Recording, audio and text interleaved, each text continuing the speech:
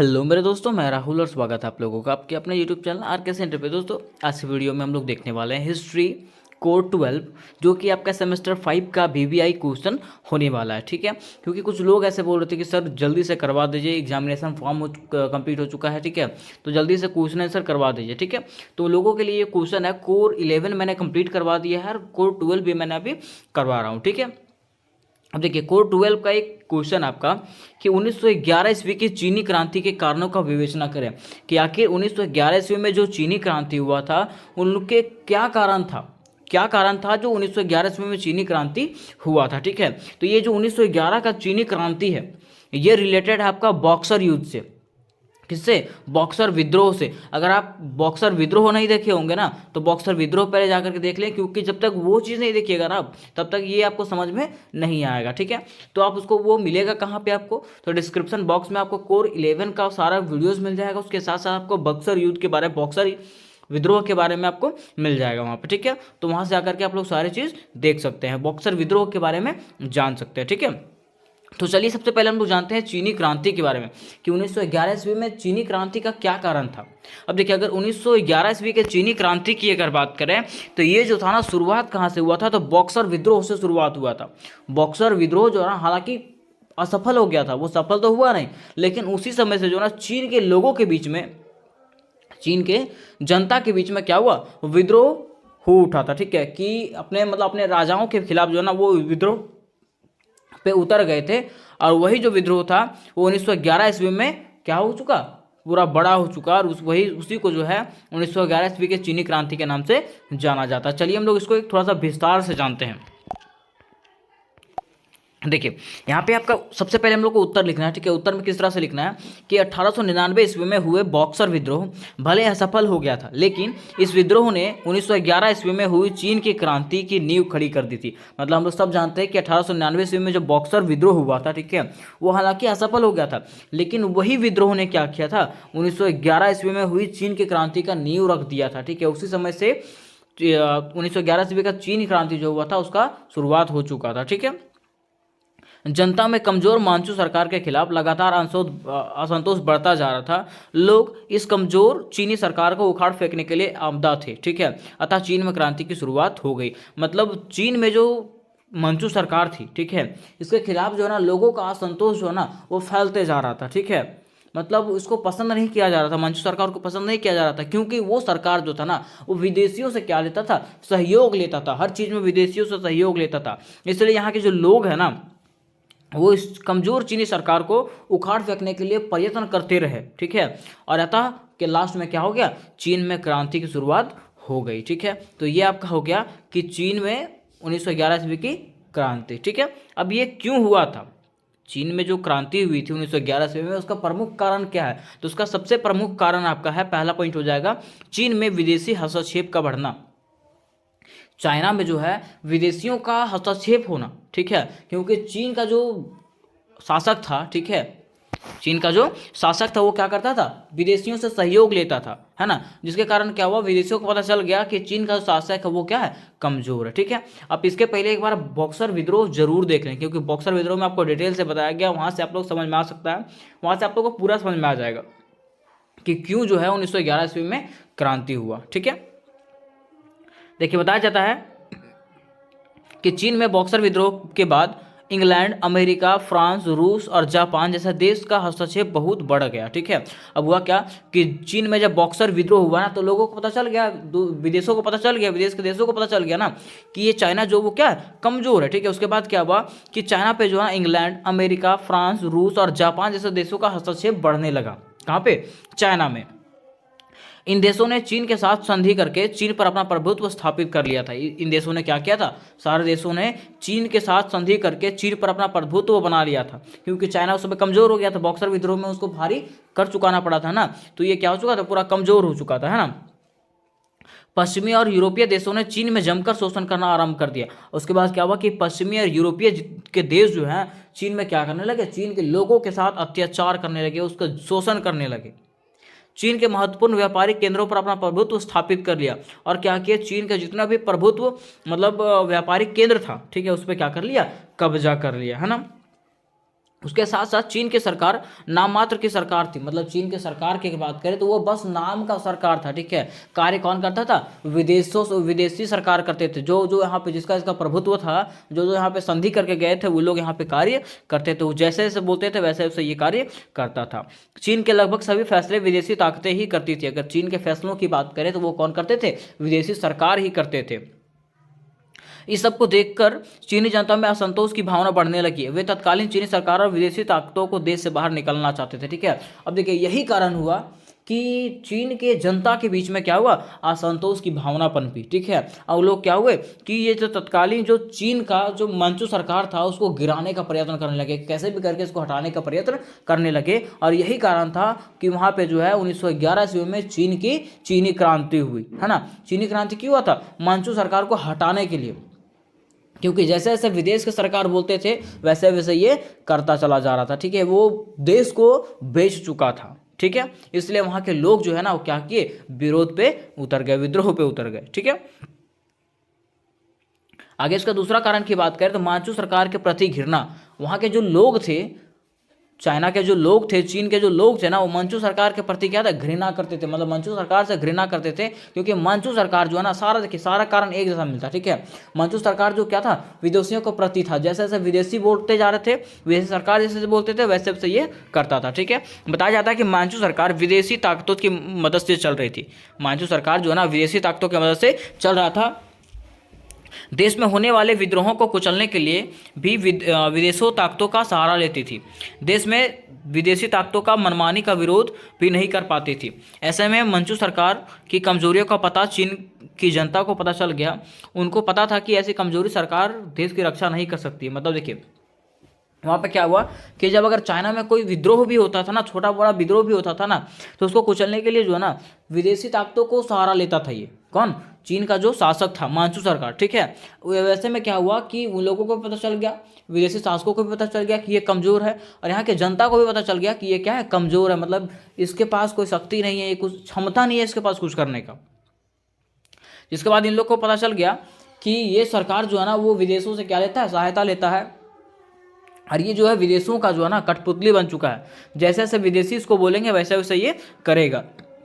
इसलिए क्या हुआ? चीनी जनता में मंचू सरकार के प्रति घृणा बढ़ती चली गई। इसलिए जो है चीनी जनता में, चाइना के जो जनता है उसके प्रति, उसमें क्या हुआ कि चाइना के जो सम्राट थे, चाइना के सम्राट जो शासक जो थे मंचू सरकार, उसके प्रति क्या हुआ? वहाँ के जनता में घृणा बढ़ती चली गई, ठीक है। यही जो था, यही कारण हुआ कि वहाँ पर विद्रोह हुआ था। आगे देखिए तीसरा सबसे बड़ा कारण है आपका जनसंख्या में वृद्धि। जनसंख्या में वृद्धि कहने का मतलब है कि 20वीं शताब्दी के शुरुआत तक चीन की जनसंख्या में काफ़ी तेजी से वृद्धि हुई।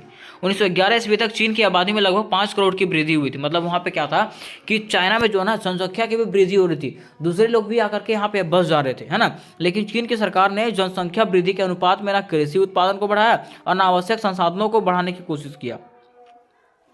नतीजन देश की खाने पीने की वस्तुओं से लेकर के अन्य दैनिक जागरूक की वस्तुओं में कमी आ गई और इस वजह से भूखमरी, भ्रष्टाचार, गरीबी जैसे समस्याएं पैदा होने लगी, ठीक है। और लोग अपने जरूरत को पूरा करने के लिए लूटपाट भी करने लगे थे। सरकार इन सब से निपटने में नाकाम रही, ठीक है। इससे लोगों में असंतोष बढ़ता चला गया। मतलब बात करें, देखिए हुआ क्या कि वहाँ पे 1911 तक आते आते चाइना में जो ना जनसंख्या इतनी बढ़ चुकी थी ना कि वहाँ पे संभलने लायक नहीं थे। मान लीजिए अगर संभलने लायक भी है ना, तो चाइना का सरकार जो है ना उन लोगों के लिए कुछ भी नहीं कर रहा था। ना कृषि बढ़ा रहा था, ना व्यापार बढ़ा रहा था। जैसे अभी भारत का हाल है, ठीक है। भारत में भी क्या है, लोग इतने बेरोजगार हैं ना, ठीक है, कि इनको पता ही नहीं चलता कि हम करें तो करें क्या, है ना। वैसे चाइना में हो चुका था कि वहाँ पे उन लोगों को व्यापार नहीं मिल रहा था, ठीक है। उन लोगों को भूखमरी के कारण, भ्रष्टाचार के कारण, गरीबी के कारण सारे लोग क्या हुए? मर गए, ठीक है। मतलब समस्या, वहाँ पे बहुत सारे समस्याएं पैदा होने लगी, ठीक है, जिससे लोग जो है ना अपने ज़रूरत को भी पूरा नहीं कर पा रहे थे। अब ज़रूरत नहीं पूरा कर पा रहे थे तो लोग लूटपाट करने लगे, ठीक है। अब ये सब जो है ना, ये सब करने में जो लूटपाट होने लगा, ठीक है, तो ये सब संभालने में जो है ना मंचू सरकार कुछ कर नहीं पाई। मतलब ये स्थिति को मंचू सरकार जो है संभाल नहीं पाई और इसलिए लोगों में जो है ना उनके प्रति क्या रहा? असंतोष फैलता रहा, ठीक है, कि ये सरकार कुछ कर पाएगी नहीं, बस ये विदेशों के कठपुतली बन के रहेगी। जैसे जैसे विदेश को बोलेंगे, खड़ा होने बोलेंगे तो खड़ा होगा, बैठने बोलेंगे तो बैठेगा। हम लोग के प्रति ये कुछ कर सकता नहीं है, ठीक है। इसलिए लोगों के मन में जो है ना इसके प्रति क्या हुआ, घृणा की भावना आई और लोग इसके प्रति क्या हुए, विरोध पे उतर गए। ठीक है, आगे देखिए इसका चौथा कारण है प्राकृतिक आपदाएं। प्राकृतिक आपदाएं कहने का मतलब है ना कि चाइना में जो है ना बहुत तरह का आपदाएं आया था, प्राकृतिक आपदाएं आया था, बाढ़ आया था, ठीक है, मतलब बहुत सारा आपदा आया था। ठीक है, लेकिन उसके बावजूद भी जो है ना चाइना का सरकार जो है, मांचू सरकार जो है इसके लिए कुछ करता नहीं है, मतलब बाढ़ पीड़ितों के लिए कुछ करता नहीं है, कुछ कर नहीं पाता। ठीक है, इसलिए लोगों को लगता है कि ये कुछ कर पाएगा नहीं। देखिए बताया जाता है कि 1910 से 11 में चीन की कई नदियों में भीषण बाढ़ आई। इतिहासकारों में के मुताबिक ये पिछले 40 वर्षों की सबसे विकराल और भयानक बाढ़ थी। इस बाढ़ से जान माल की भीषण क्षति हुई, लाखों लोग बेघर हो गए। मंचू सरकार इस गंभीर संकट का सामना न कर सका।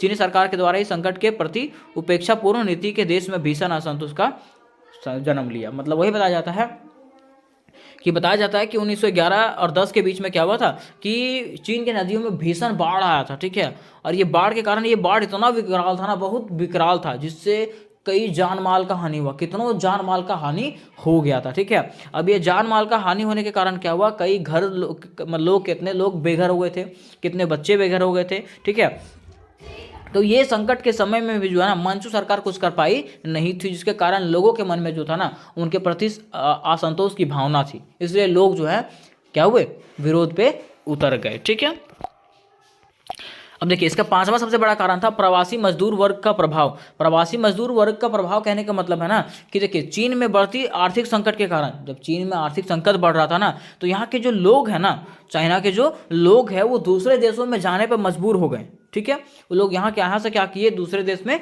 चले गए। ठीक है, अब बताया जाता है कि बड़ी संख्या में चीनी अमेरिका, फिलीपींस, कनाडा और सिंगापुर जैसे देशों की अपनी आजीविका की खोज में चले गए। ठीक है, अब हुआ क्या कि यहाँ पे जब लोगों को रोजगार नहीं मिलेगा, ठीक है, वैसा पैसा नहीं मिलेगा जिससे अपनी रोजमर्रा की जिंदगी को सफल कर सके, तो वो लोग कहीं ना कहीं तो जाएंगे। ठीक है, तो वैसे वो लोग क्या किए, दूसरे देशों में पलायन करने लगे। ठीक है, जैसे अमेरिका हो गया, फिलीपींस हो गया, कनाडा हो गया, सिंगापुर हो गया। अपने आजीविका को चलाने के लिए दूसरे देश में निर्भर होना पड़ा उन लोगों को। ठीक है, और जब वो लोग वहाँ से जब आते थे ना लौट करके, जब वे देशों से वो लोग लौट करके आते थे, तो वहाँ के बारे में इन लोगों को बताते थे कि वहाँ क्या सुखी सुविधाएं हैं, तुम लोग को मतलब यहाँ पे हम लोगों को कुछ मिलता नहीं है, जिसके कारण यहाँ के लोगों में क्या हुआ, मांचू सरकार के प्रति जो है असंतोष फैलता रहा, और यहाँ के लोग क्या हुए, मांचू सरकार के खिलाफ जो है ना विद्रोह पे उतर गया। 1911 ईस्वी में अंततः क्या होगा, चीनी क्रांति हो गया था। अब देखिए इसका छठा कारण की बात करें तो बौद्धिक जागरण। छठा कारण क्या है, बौद्धिक जागरण। बौद्धिक जागरण कहने का मतलब है कि 1905 ईस्वी में क्या हुआ, चीन में प्राचीन शिक्षा पद्धति का अंत हुआ। मतलब प्राचीन जैसे पढ़ाया जाता था वो पद्धति का अंत हो गया था 1905 ईस्वी में। ठीक है, अब इसके बाद क्या हुआ कि चीन के छात्रों को आधुनिक शिक्षा के लिए विदेशों जाने के लिए प्रेरित हुए। मतलब चीन के जो छात्र थे वो आधुनिक शिक्षा प्राप्त करने के लिए कहाँ गए, विदेश गए। और चीन में ईसाई मिशनरी भी प्रतिभावान छात्रों को उच्च शिक्षा के लिए विदेश भेजती थी। चीन के छात्रों पर वहाँ की शिक्षा, शासन पद्धति और रहन सहन का काफ़ी प्रभाव पड़ा। उन पर खासकर पश्चिमी सभ्यता का समानता, स्वतंत्रता और बंधुत्व के सिद्धांतों का गहरा प्रभाव पड़ा। अतः चीनी विद्यार्थियों ने चीन के और पश्चिमी देशों की स्थिति का, तुलनात्मक स्थिति का अध्ययन करना प्रारंभ कर दिया। मतलब बताया जाता है कि जब यहाँ के लोग जो है ना, चाइना के जब छात्र जो है आधुनिक शिक्षा प्राप्त करने के लिए विदेश गए। ठीक है, विदेश जाने के बाद क्या हुआ कि वो लोग वहाँ के सभ्यता को सीख गए, संस्कृति को सीख गए, मतलब हर एक चीज़ को सीख गए, वहाँ के शासन पद्धति को सीख गए। और जब वो लोग वहाँ से आए ना, तो वो लोग क्या करते हैं, चाइना से उसका क्या करते हैं, मेल भाव करते हैं। ठीक है, कि चाइना में स्थिति कैसा है और वहाँ का स्थिति कैसा है, वहाँ का शिक्षा कैसा है और यहाँ का शिक्षा पद्धति कैसा है। ठीक है, उसके बाद ये लोग क्या करते हैं, तुलना करते हैं चाइना का और विदेशों का। ठीक है, जिसके बाद जो है ना ये लोग क्या होते हैं, मांचू सरकार के प्रति जो है ना विरोध जताने लगते हैं। ठीक है, कि आपने कुछ किया नहीं, किसके प्रति, मांचू सरकार के प्रति। वो बताते हैं कि मांचू सरकार जो है चाइना में कुछ ऐसा आधुनिक चीज़ नहीं कर रहे हैं, मतलब चाइना का विकास नहीं चाह रहे हैं। ठीक है, जिसके प्रति क्या हुआ, सारे लोगों के बीच में इन लोगों के प्रति जो है ना क्या हुआ, विरोध उत्पन्न हुआ। ठीक है, और लोग जो है चाइना के शासक के प्रति, मांचू सरकार के प्रति जो है क्या हुए, विद्रोह पे उतर गए। अब देखिए इसके बाद जो आपका लास्ट कारण है, सातवां कारण, वो डॉक्टर सुनयात सेन का नेतृत्व। डॉक्टर सुनयात सेन का नेतृत्व कहने का मतलब है कि डॉक्टर सुनयात सेन को चीन की क्रांति कहा जाता है। डॉक्टर सुनाया सेन को अगर बात करें तो इसको जो ना चीन की क्रांति कहा जाता है। ये जो है ना आपका एक अलग क्वेश्चन आता है कि डॉक्टर सुनायत सेन कौन था, है ना। तो यहीं पे आप लोग जान लीजिए डॉक्टर सुनायत सेन जो है ना को चीन की क्रांति कहा जाता है। उसने चीन की जनता में बौद्धिक विकास एवं क्रांतिकारी पृष्ठभूमि तैयार करने के लिए महत्वपूर्ण योगदान दिया। उसने क्या किया था कि चीन की जनता में जो है ना बौद्धिक विकास मतलब मन में विकास, ठीक है, एवं क्रांतिकारी पृष्ठभूमि तैयार करने के लिए महत्वपूर्ण योगदान दिया था।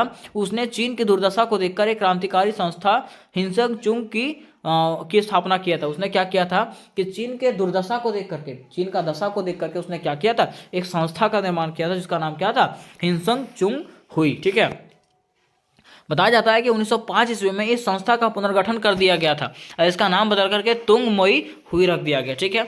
1905 में क्या किया गया, इसका पुनर्गठन किया गया, इसको फिर से इसका गठन किया गया और इसका नाम बदल करके क्या किया गया था, तुंग मेंग हुई रख दिया गया इसका नाम, ठीक है। बताया जाता है कि डॉक्टर सेन के क्रांतिकारी विचारों से प्रभावित होकर चीनी विद्यार्थियों ने उसका समर्थन किया। अब जैसे जैसे डॉक्टर सेन बोलते जा रहे थे वैसे वैसे उस वहाँ के जो छात्र थे ना, विद्यार्थी जो थे उसका समर्थन करने लगे, ठीक है, उनका विचारों का समर्थन करने लगे। उसने अपनी संस्था के द्वारा एक पत्र प्रकाशित करना आरंभ किया। उसने क्या किया, अपनी संस्था के द्वारा जो ना एक पत्र प्रकाशित करना आरंभ किया। इस पत्र ने चीनी जनता में क्रांतिकारी विचारों को फैलाया और लोगों को क्रांति करने के लिए प्रेरित किया। और ये जो पत्र था ना उसमें क्या हुआ, चीन के जनता तक पहुंचाया गया, ठीक है, जिससे क्या हुआ कि चीन के जनता लोग जो है ना मांचू सरकार के प्रति क्या हुए, घृणा करने लगे, ठीक है, और लोग जो है उसके प्रति विरोध पे उतर आए। और यहीं से जो है ना क्या होता है, 1911 ईस्वी का चीन की क्रांति का प्रारंभ होता है। और यही जो है यही कारण रहा कि 1911 ईस्वी में चीनी क्रांति होता है, ठीक है। तो उम्मीद करते हैं दोस्तों कि ये क्वेश्चन आपको बढ़िया समझ में आ गया होगा। और कैसा आपको ये वीडियो लगा तो कमेंट बॉक्स में अपना राय जरूर दें, ठीक है। उसके साथ साथ अगर इससे रिलेटेड और भी क्वेश्चन आपको चाहिए होंगे तो कमेंट बॉक्स में जरूर बताएं। तो मिलता है नेक्स्ट वीडियो में, तब तक के लिए जय हिंद जय भारत।